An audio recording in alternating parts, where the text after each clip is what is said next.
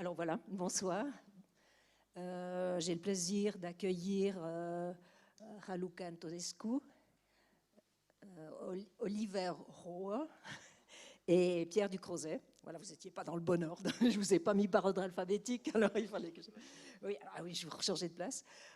Pour évoquer les écrivains dans la mêlée du monde. En fait, c'est le titre qui nous réunit ce soir. Leur point commun, vous le savez peut-être, ils sont tous les trois résidents de la Fondation Michalski cette année. On en reparlera bien sûr. Bien sûr, ils ont aussi d'autres points communs que moi j'ai cru pouvoir déceler en lisant leurs livres.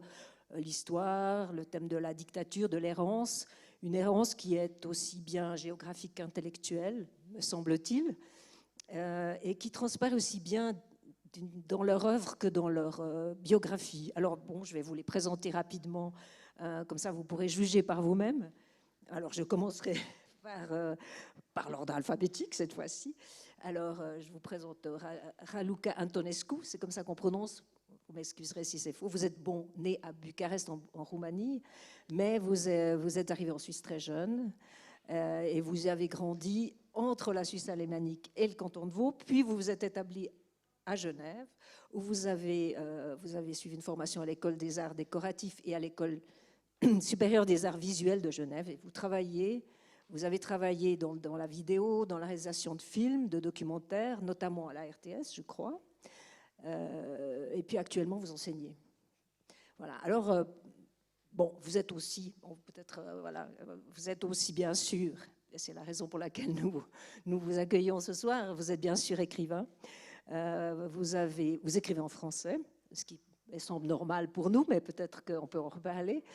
Et vous avez publié en 2014 un premier roman qui s'appelait L'Inondation. Et au thème de l'eau, ensuite, a succédé celui de la terre. Et en 2017, vous avez publié Sol à la Baconnière. C'est un livre dans lequel vous revenez sur vos origines. Vous explorez la migration roumaine, l'identité, le déplacement. Et puis moi, je parlerais presque d'un polar. En tout cas, il y a tout un suspense, un mystère, une révélation, une mort très louche. Voilà.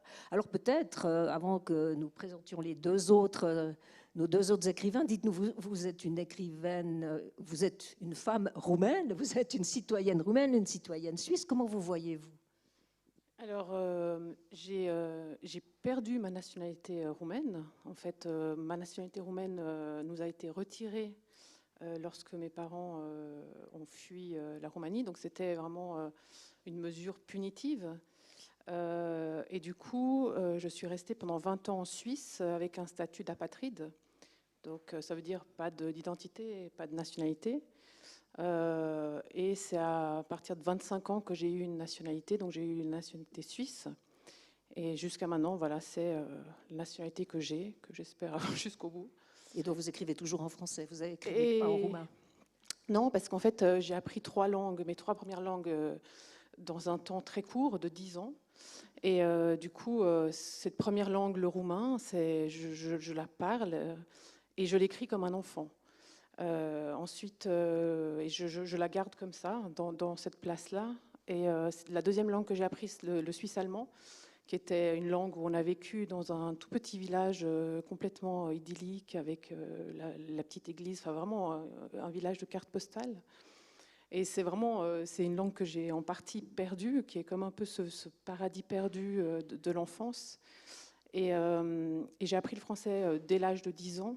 Donc c'est vraiment ma langue de maîtrise, la langue de ma formation, et je peux écrire que en français. Alors Olivier Rohr, vous venez aussi d'ailleurs, puisque vous êtes né à Beyrouth, dans une famille aux origines à la fois allemandes et arméniennes, si je ne m'abuse. Et vous aussi, vous avez quitté le pays, mais un peu plus tard, puisque je crois que c'était à l'âge de 17 ans, 18 ans, pendant la guerre. Donc, et vous vous êtes installé, je crois, à Paris. Alors vous êtes un auteur multiple. Vous avez écrit des romans, des faux d'origine, justement. Terrain vague, Un peuple en petit. Vous avez écrit des fictions biographiques, notamment sur David Bowie. Et vous avez écrit Ma dernière création, jolie parce que le titre est complexe, est un piège à taupe, enfin c'est magnifique, en 2012 je crois, qui parle de Mikhail Kalachnikov, l'inventeur de l'AK-47 pour ceux qui connaissent. Voilà. C'est donc publié chez Actes-Sud. Et puis vous avez aussi fait des essais, vous avez aussi écrit des essais, notamment À fondre le cœur le plus dur avec Jérôme Ferrari, qui parle de la question de la représentation de la violence. On en parlera peut-être un peu plus tard. Et vous êtes aussi membre fondateur des éditions Incultes. Alors peut-être dites-nous, en plus vous êtes journaliste, vous avez publié dans divers endroits. Voilà. Donc qu'est-ce que c'est que ces éditions Incultes? C'est une revue que j'ai montée avec 3-4 amis en 2004 et qui s'est transformée progressivement en collectif avec plusieurs écrivains qu'on a rencontrés les uns et les autres à la faveur des festivals où on était invités, qui s'est ensuite transformée en maison d'édition normale et qui depuis a vécu des périodes fastes et des périodes qui le sont un tout petit peu moins. Et les éditions ont redémarré sous une forme plus, disons, plus saine, avec le soutien d'Actes-Sud depuis 2015, me semble-t-il. Voilà. C'est avant tout un collectif d'écrivains, en fait. Mais ça prend une grande partie de vos activités? Beaucoup moins. En fait, comme je suis parti vivre à Berlin dès 2007-2008, donc j'étais un peu éloigné physiquement, et donc fatalement, j'étais plus dans le quotidien de la revue, mais j'ai co-dirigé plusieurs volumes collectifs qu'on a fait, des anthologies sur Sebald, par exemple, des essais collectifs sur le roman, des choses comme ça. Voilà. Alors vous, Pierre Ducrozet, vous êtes bien français? Je ne sais pas. Pas du tout? Ah non, alors vous allez nous dire. Parce que, en tout cas, il semble que vous êtes né à Lyon. Oui, oui. Mais pas français. Non, enfin, si, mon père est français, ma mère est autrichienne. Oui. Ah voilà. Et vous vivez aujourd'hui à Barcelone? À Barcelone. Voilà. Donc, voyez. Et vous avez même consacré un livre à cette ville, si je ne m'abuse. Et vous êtes aujourd'hui aussi traducteur d'espagnol et d'anglais. Et vous enseignez la création littéraire. Vous l'enseignez toujours à l'École supérieure des arts visuels de Bruxelles. Donc, en fait, vous êtes un Européen accompli, si j'ai bien compris. Alors, vous êtes bien sûr aussi un écrivain. Vous êtes l'auteur de 4 romans, parmi lesquels Requiem pour Lola Rouge, Prix de la vocation 2011, La vie qu'on voulait en 2013, et un livre autour du peintre. Vous voyez, on retrouve cette ligne. On avait parlé de Bowie, vous avez Basquiat. Voilà. Et puis votre dernier livre, L'invention du corps, qui est aussi paru chez Actes-Sud en 2017, est lauréat du prix de Flore 2017. C'est une... comment vous le définiriez? Un roman?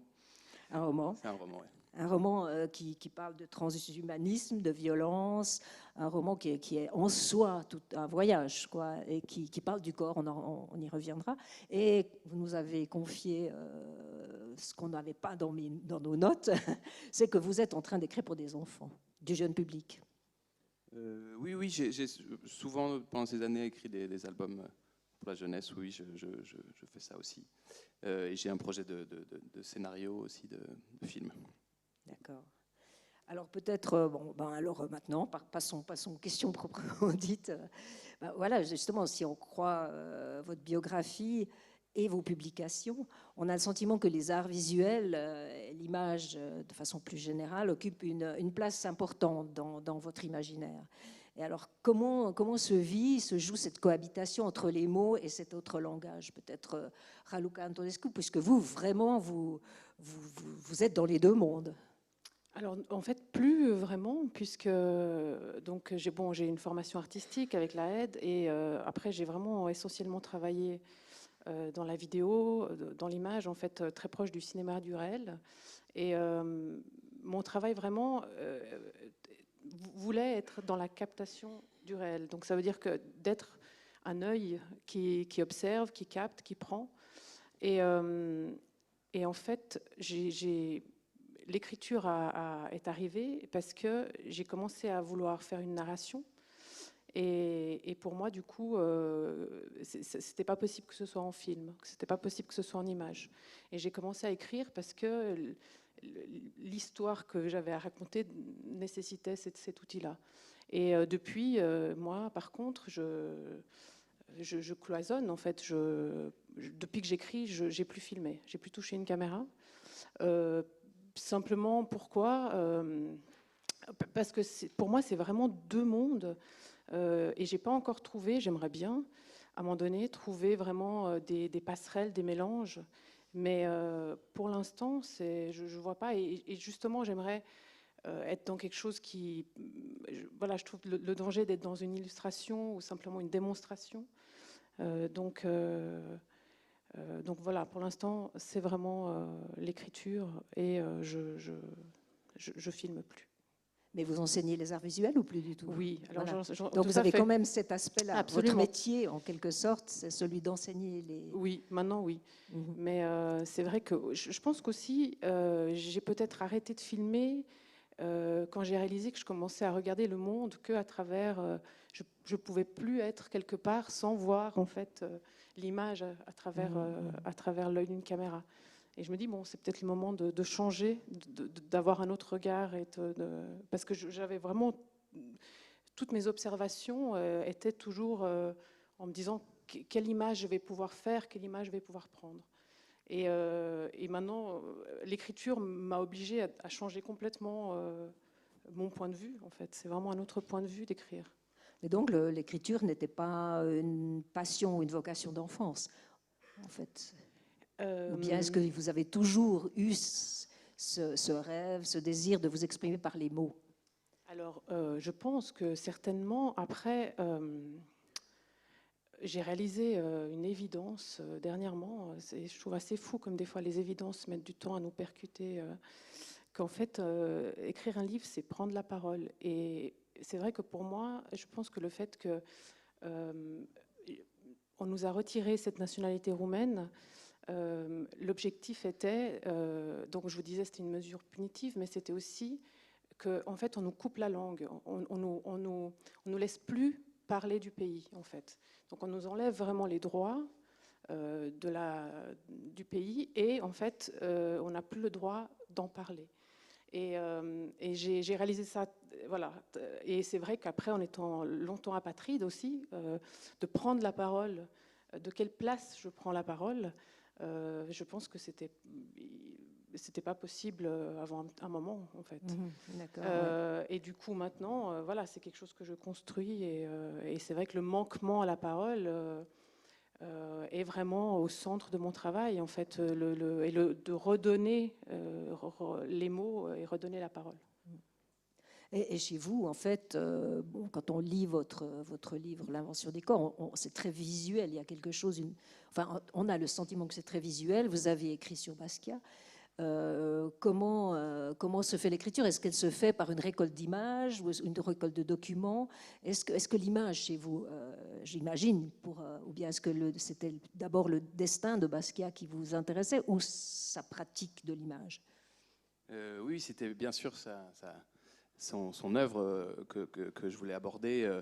Et du coup, je me suis tout de suite... enfin, je pense exactement comme il pensait et comme pensent beaucoup d'autres artistes, c'est-à-dire qu'il n'y a pas de cloisonnement entre les arts, ça ne fait que circuler et que s'auto-alimenter et augmenter. Enfin, je crois vraiment à la correspondance entre les arts.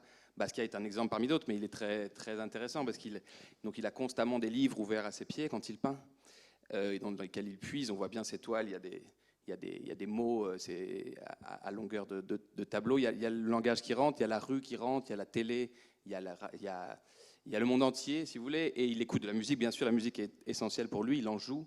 On peut voir ses œuvres comme des solos de jazz où vraiment c'est construit comme avec des chorus, avec des contrepoints. Voilà, il croit vraiment à cette correspondance-là, et moi j'y crois aussi. On ne fait que être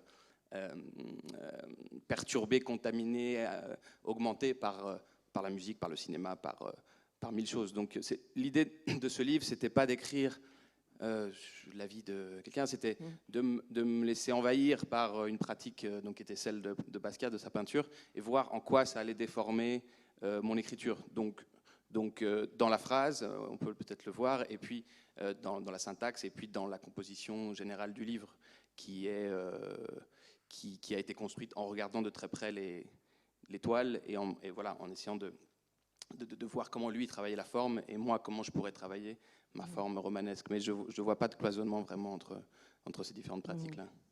Et vous, Olivier Rouet, à fendre le cœur le plus dur, puisqu'en fait c'est le livre peut-être qui rejoint plus un peu cette problématique pour l'instant. Expliquez-nous en fait exactement de quoi il s'agit peut-être. Et là vraiment c'est un essai réussi de rendre compte du pouvoir de la force terrifiante des images et de la fascination de l'horreur aussi. Voilà. En fait, c'est un livre qui est né du désir d'un historien qui a reconstitué une archive de la guerre italo-ottomane en Libye en 1911. Archive appartenant à un écrivain de l'époque, photographe aussi, qui avait été envoyé par un journal pour couvrir la guerre. Et donc l'archive est essentiellement constituée de photographies, beaucoup de photographies de pendaisons publiques et de photographies de paysages dans la pure tradition orientaliste, et composée aussi de sa correspondance privée avec sa femme et de quelques-uns des articles qu'il avait publiés à l'époque. L'historien qui a transmis d'abord l'archive à Jérôme, et Jérôme m'a ensuite demandé de travailler avec lui, c'était d'abord le volet photographique qu'on avait reçu, et en particulier les images de pendaison. Donc évidemment, quand on reçoit des images non légendées, dont on devine vaguement qu'elles se passent dans le monde arabe, en plus, au moment où venaient à nous les images de la guerre en Syrie, et notamment des images de pendaison publique en Syrie, il y avait une espèce de télescopage en fait entre l'histoire, disons, du conflit représenté dans les photographies d'archives et le présent, quoi. Donc, pour moi, le lien était déjà établi à partir de ce moment-là entre la nécessité de s'emparer d'une archive qui remonte à 1911, qui serait aussi une façon de parler du présent. C'était ça. Alors, le problème, c'est que comme c'est des images d'horreur, des images terribles, la relation qu'on doit entretenir avec elles relève sans doute d'un travail critique plus que d'un travail de commentaire normal, parce qu'il faut les mettre à distance, voir ce qu'elles disent, ce qu'elles ne disent pas, travailler sur leur inconscient et dire en quoi elles persistent. Quelles sont les modalités par lesquelles elles viennent jusqu'à nous, quoi. Et moi, ce qui m'a beaucoup intéressé, c'est qu'en reconstituant l'intégralité de l'archive et du reportage de Chéreau de l'époque, en 1911, j'ai eu l'impression qu'il s'agissait d'une espèce de canon, disons, de la représentation de la guerre dans le monde arabe en particulier. C'est-à-dire que le séquençage des photos, le fait de mélanger disons, la photographie du quotidien des armées avec les photographies de paysages, avec la photographie des populations locales présentées toujours comme exotiques. Enfin, toute cette grammaire-là se retrouvait notamment pendant la guerre en Irak. Donc voilà, je voyais une espèce d'enjambement de l'histoire grâce à la photographie. Oui, pour notre public, il faut préciser que les photos sont reproduites, enfin une partie des photos, notamment ces terrifiantes photos de pendaison en ligne, quoi, enfin en groupe, sont reproduites dans le livre. Donc on suit. Petite précision, oui. Ce qui est très intéressant, c'est que donc les gens qui sont pendus sont des insurgés libyens qui étaient alliés aux Turcs. Et ce qui est intéressant, c'est qu'au même moment, les Turcs pendaient des insurgés arabes à Damas et à Beyrouth. Donc, ils souffraient d'une pratique que, par ailleurs, eux-mêmes infligeaient à des... Voilà. Et puis, ce livre, vous l'avez écrit donc à quatre mains. Bon, pourquoi ? Est-ce que ça doit être difficile quand ça implique autant d'affect ? Et j'imagine aussi en partie votre propre vécu de la guerre, en tout cas vos origines. Est-ce que ce choix d'écrire à deux, enfin à quatre mains, est lié à ça ? Comment vous avez procédé aussi ? Là, pour le coup, c'est vraiment juste Jérôme qui m'a demandé d'écrire là-dessus parce qu'il était dans une forme d'impasse. Il ne savait pas exactement comment manipuler ce matériau-là. Et moi-même, évidemment, je n'étais pas plus informé que lui. Donc, et on a passé 6 mois à nous voir régulièrement pour discuter de la photographie tout au long du XXe siècle. Et en fait, plus on discutait, on réfléchissait au sujet, plus on se rendait compte que plus on soulevait en fait de problèmes et de réticences à l'idée même de faire ce livre. Et au bout de 6 mois, on s'est dit, soit on abandonne le projet, soit peut-être la seule possibilité d'écrire sur cette archive-là, à partir du moment où on avait écarté l'idée de faire de la fiction, c'était de précisément rendre compte de la somme de problèmes, du cheminement qu'on avait eu pour précisément nous emparer de cet objet-là. Donc c'est presque une espèce de procès de toutes les impossibilités et des conflits éthiques que nous avons rencontrés, plutôt qu'une simple analyse d'image ou oui, voilà.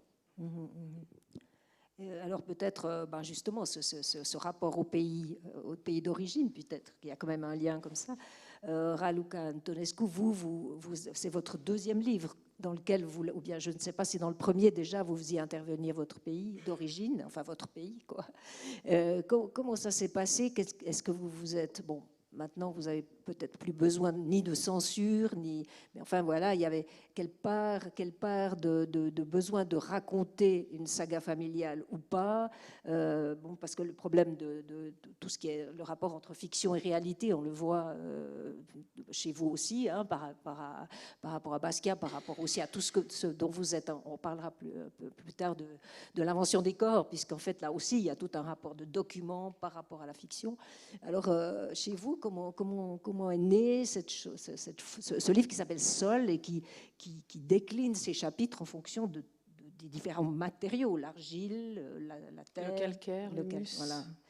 Donc, et ça, est-ce que c'est premier, ce sol matériel, en fait, cette chose très concrète, ou est-ce que c'est venu après comme une manière de réemballer le tout? Alors moi, j'avais, je pense, clairement besoin de construire un sol. En tout cas, dites-nous en 2 mots oui, de quoi il s'agit. Voilà, mon deuxième roman donc, est constitué de 4 parties qui racontent une histoire familiale sur 3 générations. Et en fait, cette construction de sol en 4 parties, parce que tout sol, partout où on est toujours constitué d'une part d'argile, d'une part de calcaire, d'humus et de sable. Et donc, je voulais construire le sol de quelqu'un, d'un exilé, avec ces 4 matières qui représentent différents moments du passé. Voilà. Et moi, en fait, donc dans le premier livre, j'avais glissé comme ça des noms roumains sans rien, voilà, rien d'autre. Et je me suis rendu compte que voilà, je pouvais plus me contenter de glisser un peu un doigt, voilà, qu'il fallait que j'aborde véritablement le mur de silence, parce qu'en fait, on en parlait encore hier. Mais moi, vraiment, je me suis confrontée, et je pense que c'est pour ça aussi que j'ai écrit, vraiment on me disait, tu n'as pas le droit de parler de ça. Voilà, mes parents... Même en Suisse. Voilà. Et de manière... C'était complètement dingue, parce que c'était totalement irrationnel. Et je me suis vraiment rendu compte que la peur, 20 ans après, elle était là, elle était plus que jamais, voilà, donc totalement irrationnelle. Après, on m'a dit, mais non, de toute façon, tu es parti à 4 ans, de quel droit tu peux parler de ça, tu n'as rien vécu. Et voilà, et même, enfin voilà. Et c'était assez dingue. Et du coup, je me suis dit, voilà, il faut que à un moment donné, si personne en parle, si on n'a pas le droit d'en parler, si on perpétue cette peur, voilà, et c'est vrai que je la sentais aussi de manière à nouveau dans le corps, quoi, quelque chose de totalement voilà, irrationnel. Et du coup, voilà, pour moi, c'était vraiment cette démarche de quelque part libérer une parole, quoi. C'était et ça s'est fait de manière assez douloureuse et avec beaucoup voilà, il y avait vraiment un mur Mais tout concernant tout ce qui... Et du coup, en fait, moi, j'ai dû vraiment faire mes recherches de mon Voilà. côté, de Oui, manière comme si, voilà, parce qu'à la maison, on n'en parlait pas du tout, c'était absolument tabou. Donc ça n'est pas un livre partiellement autobiographique. Non, alors moi, je suis très attachée à la fiction. Je dirais toujours que c'est de la fiction, mais bien évidemment, les problèmes. Alors voilà, c'est ces deux adolescentes qui partent toutes seules. Parce que c'était aussi vraiment le moment où il y avait beaucoup de migrants qui étaient vraiment des enfants qui partaient, et ce qui se passait pas en fait en 1980 pour les Roumains. Donc moi, c'est mes parents qui sont partis sans nous, donc c'était vraiment autre chose. Mais donc je voulais voir en fait comment on peut, quand on part adolescent tout seul, on fuit, on est poussé dehors, comment on se construit, et surtout comment les générations d'après se construisent. Parce qu'au fond, le seul que je construis, c'est pour le fils d'une des deux sœurs. Et voilà, avec les thèmes évidemment de ces héritages inconscients qu'on trimballe, et que voilà, je pense que même à ma fille, elle a encore la peur de la sécurité quelque part dans son sang. Et ça, c'est quand même assez fou. Et en même temps, bah voilà, si on libère pas la parole... Voilà. Chez vous aussi, hein, la peur enfin la fuite en tout cas dans l'invention des corps est très présente. En fait, c'est la fuite d'un homme qui échappe à un massacre. Peut-être pouvez vous-même, parce que moi je trouve toujours que les auteurs parlent mieux de leurs livres. Mais ce qui m'a frappé, c'est que dans ces deux livres, ça se passe loin. En fait, hein, ça se passe au Mexique, ça se passe en Californie, l'invention des corps. L'autre se passe à New York. Est-ce que c'est un hasard, ou est-ce que pour vous, c'est un besoin ou une volonté de mettre une fiction à distance de votre quotidien? Je ne sais pas si vous avez vécu vous-même aux États-Unis ou au Mexique. Je sais que vous y êtes allé non pas en repérage, mais a posteriori, hein, je crois. Donc voilà, pourquoi cette distance, et puis en fait, il y a aussi toute la problématique des réseaux, en fait, des réseaux dans tous les sens du terme, puisqu'en fait, vous refaites un peu l'histoire d'Internet aussi, vous parlez de transhumanisme. Enfin, c'est un livre extrêmement riche et complexe, quoi. Donc voilà. Alors, je vais peut-être dire en deux mots de oui, quoi il s'agit. Parce que... Donc, c'est un jeune Mexicain qui est professeur d'informatique et qui va échapper à un massacre le 25 septembre 2014 qui a réellement eu lieu. Vous en souvenez peut-être, c'est 43 étudiants qui disparaissent dans la nuit d'Iguala, au sud de Mexico City. Et ce 44e que je rajoute, que j'invente, qui est Alvaro, lui échappe au massacre et il remonte comme ça tout le pays. Il est comme hanté, il est hors de lui, voilà, il rentre dans une cavale et il passe le fameux mur, en tout cas la frontière, avec les États-Unis, et il arrive à Los Angeles puis San Francisco, où il rencontre une sommité de la Silicon Valley qui est un transhumaniste, donc qui veut lui augmenter l'espèce humaine, ses capacités, si possible jusqu'à l'immortalité. Et voilà, cet homme-là va voir dans ce jeune Mexicain, plus qu'un hacker virtuose, ce qu'il est, un cobaye pour ses expérimentations. Donc c'est le point de départ du livre, et voilà, on va voir plusieurs personnages comme ça qui ont tous leur vision du corps, leur expérience du corps, et c'est une sorte de tentative de tableau contemporain de l'état de plein de choses, notamment des corps et bien sûr des réseaux, puisque je fais l'hypothèse que c'est une seule et même chose. Et oui, voilà. Et après, ça va effectivement se ramifier l'histoire comme aussi un réseau narratif comme ça. Pourquoi d'ailleurs, je me pose pas vraiment la question mais j'aime beaucoup ce que tu viens de dire sur les sols. Construire son sol, en fait, je me suis dit que c'est peut-être un peu ça ce qu'on essaye de faire. L'écrivain, il essaye malgré tout de construire son territoire. Et dans lequel il va évoluer, et petit à petit, après, ça c'est des années un peu d'expérimentation pour voir quel est son territoire, et j'ai l'impression maintenant en tout cas d'être à peu près dans le territoire dans lequel j'aime évoluer, qui serait voilà, fait effectivement du monde contemporain et mêlé avec de la fiction, enfin de différents éléments d'un jeu aussi avec, avec la documentation. Bien sûr, toujours avec le curseur, chaque écrivain met le curseur entre la fiction et le réel, bon, pour le dire très succinctement, où il veut. Et moi, j'ai l'impression, voilà, disons, de travailler dans ces directions-là. Tout ça pour dire que le territoire, si possible, je crois qu'on voudrait tous qu'il soit le plus grand possible pour se sentir bien dans ce territoire. Donc, le roman, c'est l'espace idéal pour ça, parce que c'est l'espace de la liberté, au sens de tous les genres sont mêlés, quasiment tout est possible. On peut faire du journalisme comme de la poésie, comme du document, comme on peut parler de biologie. Donc tous les genres, tous les registres, toutes les langues sont possibles et peuvent être accueillis par le roman. Donc ce territoire-là, les frontières n'ont pas aucune espèce d'importance. Donc ça peut se passer ici comme là, peu importe. Donc vous n'avez pas besoin que ce soit un pays connu. Que ça soit, enfin, je sais pas quel. C'est mieux d'y être allé effectivement au Mexique pour parler du Mexique. Bien sûr, j'y suis allé. Mais vous y êtes allé après. Non, j'étais déjà allé avant. Déjà, et après, pourquoi vous êtes retourné pour vérifier ou pour parce qu'en fait, vous avez raconté que vous y êtes retourné après, mais que le livre était déjà pratiquement écrit. Même, je viens de dire ça, mais malgré tout, je suis pas du tout ni un journaliste ni un reporter, donc je connaissais le Mexique, j'ai écrit la grande partie du livre, et ensuite je suis retourné sur place quasiment pour vérifier, mais j'avais besoin que le réel soit pas trop, enfin je pense que peut-être que vous connaissez ça, mais que le réel soit pas trop près non plus, sinon il étouffe. Donc on a besoin de le rêver, pas à partir de rien, puisque ce serait absurde de parler complètement d'un domaine mais malgré tout qu'il reste un peu suffisamment flou pour pouvoir le travailler soi-même. Et donc j'ai travaillé sur tous ces sujets-là, je les connaissais, j'ai lu, j'ai fait des enquêtes, etc.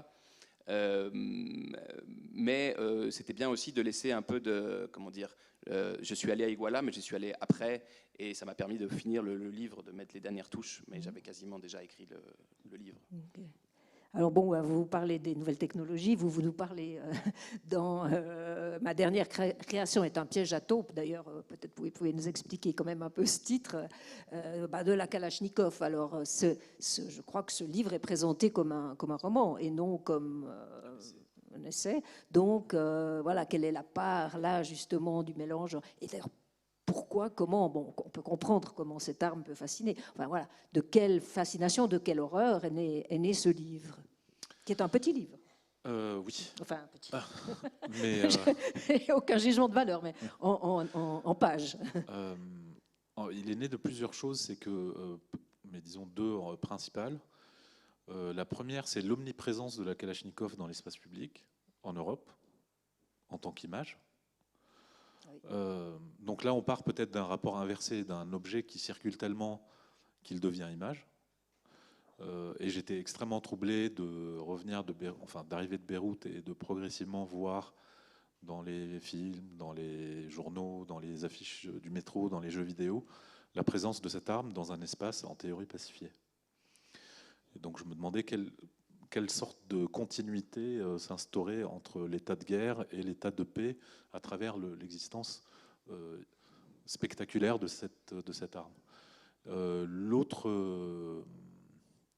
L'autre raison, c'est que un jour, au hasard de mes lectures sur Internet, je tombe sur une citation de Kalachnikov, juste après le 11 septembre, et on venait de voir l'image de Ben Laden dans la grotte, discutant avec son second, avec une Kalachnikov contre le mur de la grotte.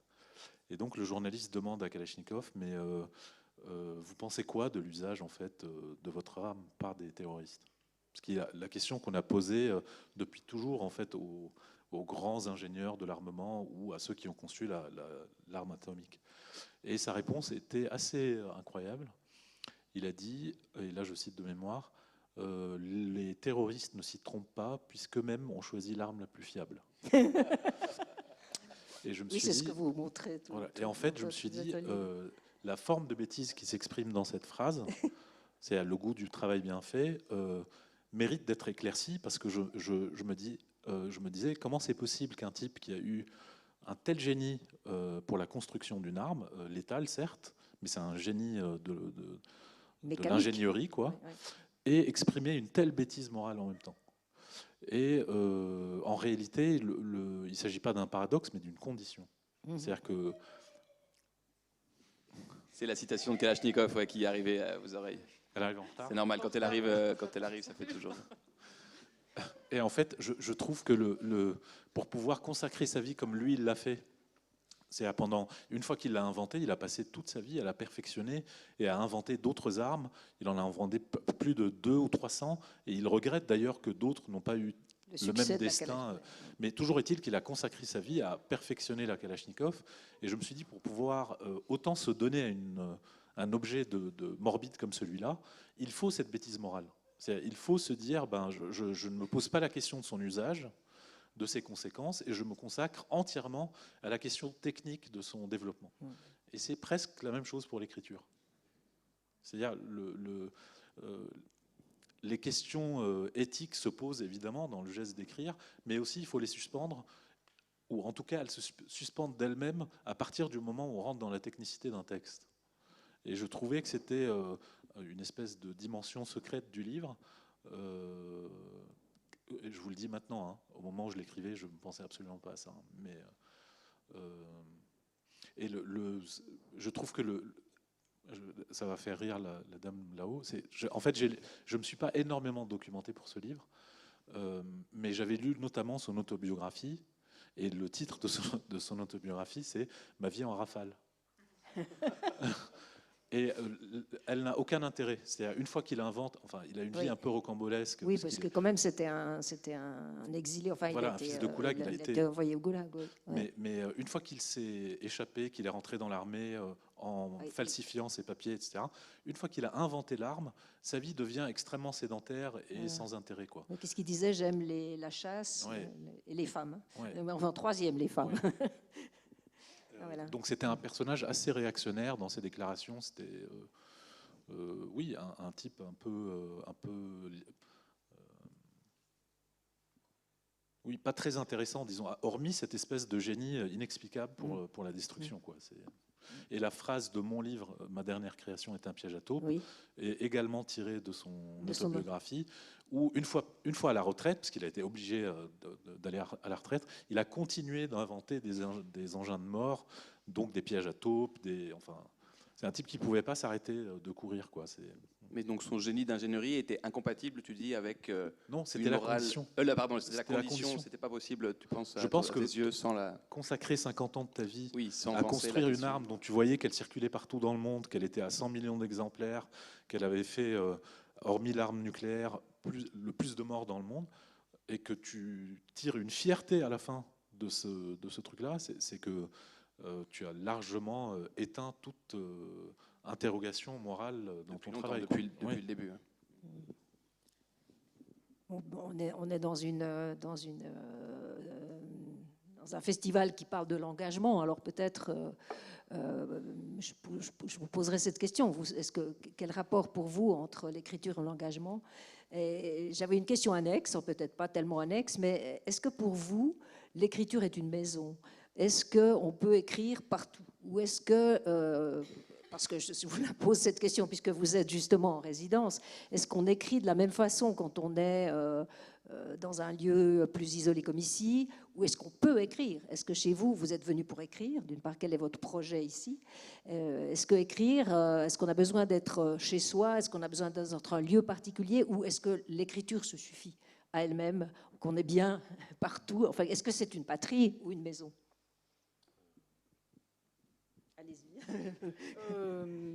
Alors moi, je peux écrire partout, mais je pense que j'écrirai pas de la même. Enfin, je pense que le lieu va infuser une atmosphère, va m'apporter des choses que je sais pas, mais j'ai besoin quand même du lieu. Mais je peux écrire n'importe où, dans du bruit, chez moi, pas chez moi. Je peux écrire partout. Donc je pense que oui, peut-être l'écriture est quelque chose que je peux avoir tout le temps à disposition, mais le lieu va clairement avoir je sais pas, m'amener une ambiance, une lumière, une texture, ouais. Et je pense que les résidences, c'est aussi ça qu'on recherche, c'est d'aller palper quelque chose.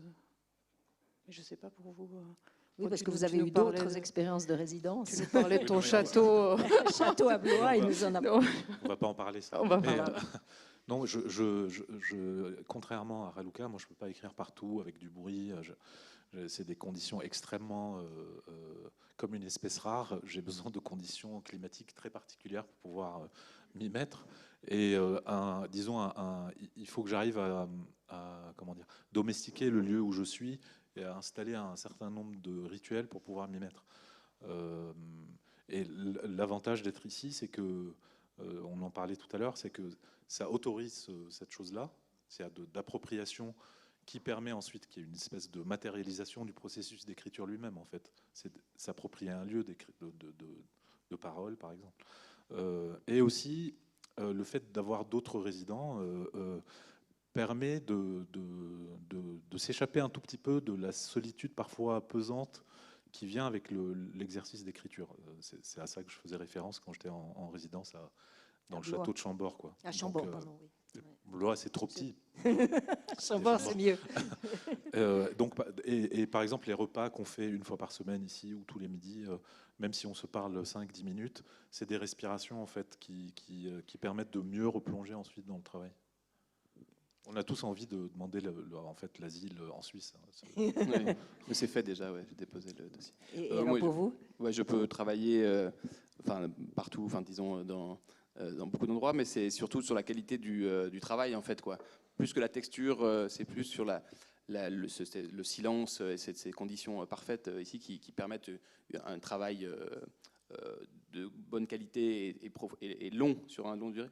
Après, moi je crois que ce sera à peu près le même travail dans différents lieux. C'est plus que ça détermine, ça aide beaucoup sur la qualité du travail en tant que tel, en tant qu'exercice de. En fait, c'est un peu quand même, c'est quelque chose qu'on pratique depuis quand même des années, donc qui est une espèce de muscle ou de chose qui fait qu'on peut, on peut s'adapter à plusieurs lieux. Mais voilà, ce qui est très très précieux, c'est que tout est réuni pour que vous soyez en position d'y aller, quoi. Voilà. Bah, écoutez, hein, j'ai promis de vous donner la parole. J'ai pris un peu mordu sur votre temps. Je vous prie de m'en excuser. Alors voilà, à vous.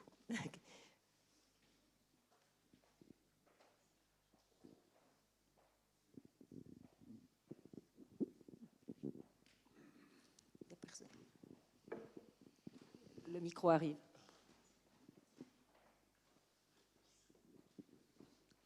Raluca, j'ai une question pour vous. Est-ce que vous êtes rentré à Bucarest depuis? Est-ce que vous êtes retourné? Oui, je suis retournée, oui. Je suis retournée dès que j'ai eu mon passeport suisse. Et je suis retournée, j'avais encore mes grands-parents qui étaient à Bucarest. Bunica și bunicul. Quoi? Bunica și bunicul. Da, bunica și bunicul, da. Absolut. Et vous avez dit qu'on vous a interdit, enfin, qu'on vous posait la question, mais pourquoi vous voulez écrire si vous n'avez pas vécu ces choses-là? Est-ce que c'est votre famille qui disait ça? Oui. La famille, des amis de ma famille, d'autres Roumains, en fait, simplement. Et j'avais aussi pas mal lu sur le prix Nobel de Herta Müller, qui avait quand même on lui a beaucoup reproché, en fait, d'avoir quitté le navire, de pas avoir, en fait, de pas être resté jusqu'au bout. De pas être, voilà. Et c'est vrai que après j'ai fait plusieurs interviews, j'ai aussi rencontré une femme qui avait été dans les orphelinats, et elle m'avait dit que voilà, les gens qui avaient fui, les gens du pays ne les aimaient pas trop parce que c'était, voilà, ils avaient fui, quoi, ils avaient quitté le navire. Donc oui, c'est pas joli, quoi, mais je pense que C'était vital.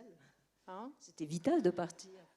Oui, ça évidemment, mais je pense que c'est des tels. C'est très complexe, à mon avis, ces sentiments, parce que quelque part, je peux aussi comprendre ceux qui disaient ça. Donc c'est pas tout simple. Et chez vous, le fait d'être parti, est-ce qu'on vous l'a reproché?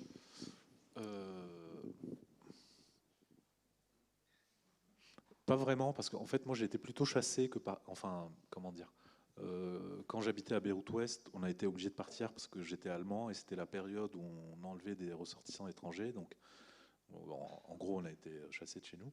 Et quand on est parti, on a quitté Beyrouth en juin 90, c'est l'ambassade allemande qui nous a dit, bah, après quand même avoir attendu 15 ans de guerre, je ne sais pas pourquoi ils ont attendu les 3 derniers mois, pour nous dire maintenant faut partir. Donc ils nous ont évacués 3 mois avant la fin. Donc c'était pas vraiment. Je crois que si la décision nous appartenait, on ne serait pas parti. Vous ne seriez pas parti. Non. Je crois qu'il y a une question là-haut. Non?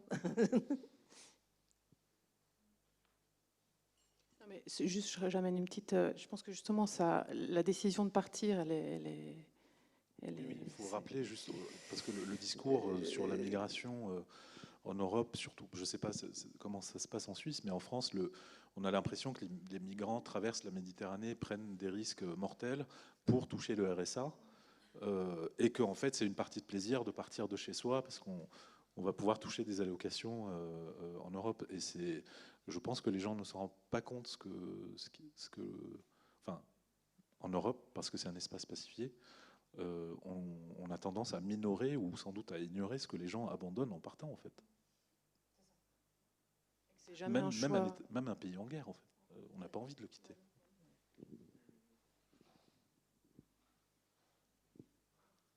Des questions? Alors moi, j'ai une question, évidemment.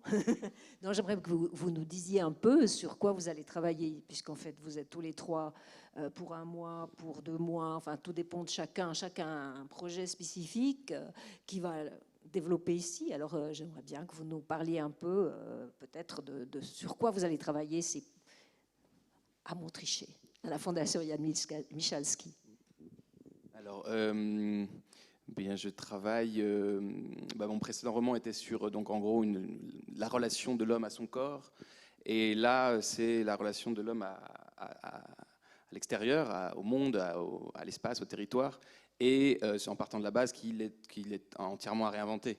Puisqu'on a, voilà, en partant disons, du constat qu'il y a une défaite qui a été infligée par la catastrophe climatique, pour le dire rapidement, enfin, qui n'est pas du tout une catastrophe que climatique, qui est beaucoup plus large, qui est profonde et qui touche qui est une sorte de 4e blessure narcissique.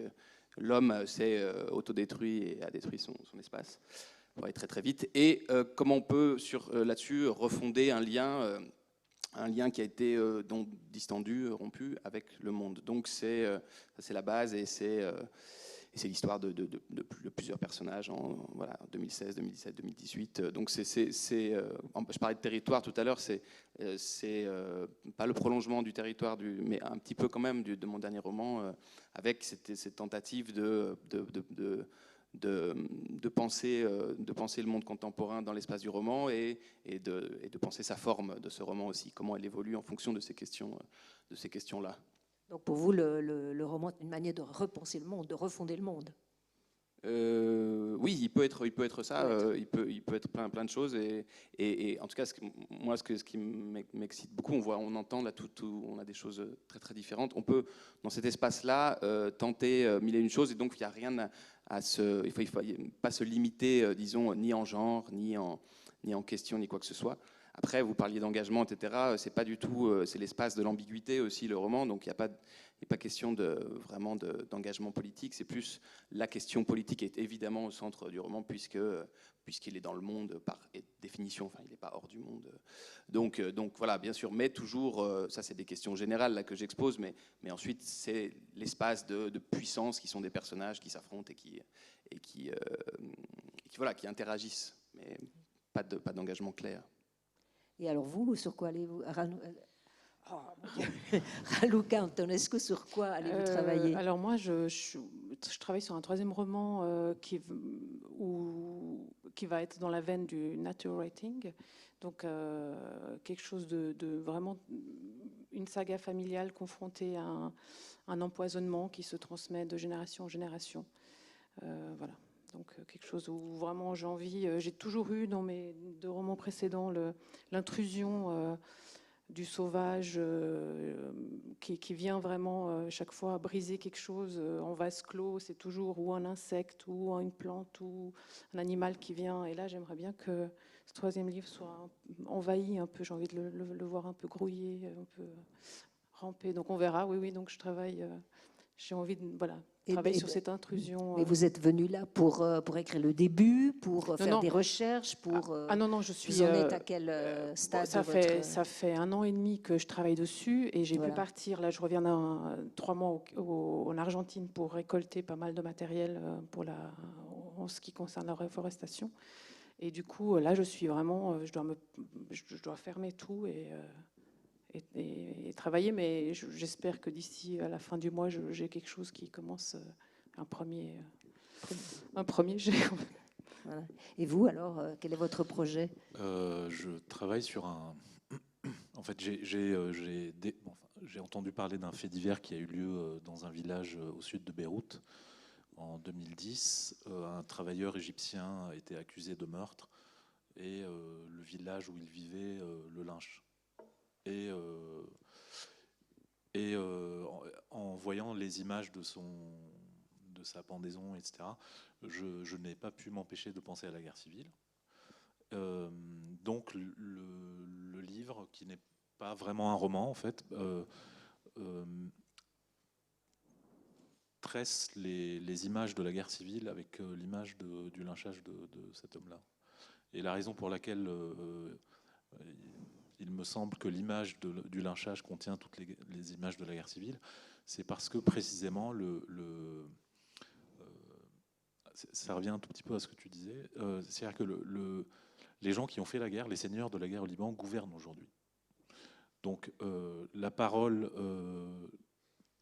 des témoins de la guerre, c'est à la population civile, est très peu entendue. Donc il me semble que ça donne naissance à un phénomène de refoulement qui ressort précisément dans des mouvements comme un lynchage, quoi. C'est-à-dire qu'à partir du moment où la guerre civile n'a pas été traitée comme il le faudrait, elle peut ressurgir sous cette forme-là. En fait, je schématise un petit peu. Et vous, le terme d'engagé ou d'engagement, est-ce que c'est un mot que vous revendiquez, une qualité, je ne sais pas comment la définir? Là, pour le coup, je rejoins un petit peu Pierre, c'est que évidemment, nous sommes engagés puisque inscrits dans le présent et dans le monde. Donc, et je crois que le choix que l'on fait d'écrire sur telle ou telle chose, on doit pouvoir en rendre compte. Donc, il faut avoir confiance qu'on fait des choix quand on écrit. Donc, et donc, si on fait des choix, il faut pouvoir répondre si on nous interroge. Si on me demande pourquoi tu écris un roman sur cette table plutôt que sur les migrants, il faut pouvoir le défendre. Donc, dans ce cas-là, oui, j'estime que je le suis, puisque, comme tout le monde. Mais est-ce que la littérature est une forme de militantisme? Absolument pas, parce que précisément, c'est un espace d'ambivalence et de contradiction. Donc, alors peut-être vous, le mot de la fin autour de l'engagement. Non, mais c'est vrai, je pense que c'est aussi un espace de réflexion, un espace où on peut se perdre, un espace où justement il n'y a pas toutes les réponses, un espace ouvert. Et vraiment, l'idée de laisser ouvert le territoire, agrandir en fait le territoire, donc laisser se perdre. Élaborer une question, la poser d'une manière et surtout ne pas y répondre en fait, ce sera une sorte de définition c'est laisser, du roman. Voilà. Je crois que c'est une belle façon de conclure, ne surtout pas répondre. Alors, nous vous souhaitons une bonne soirée. Je remercie nos interprètes. Enfin, voilà. Et puis, je précise que nos 3 écrivains vont signer leur livre à la librairie qui se trouve 2 étages au-dessus. Vous connaissez mieux les lieux que moi. Voilà. Alors, je vous souhaite une bonne soirée. Je vous remercie de votre attention. Merci beaucoup. Merci.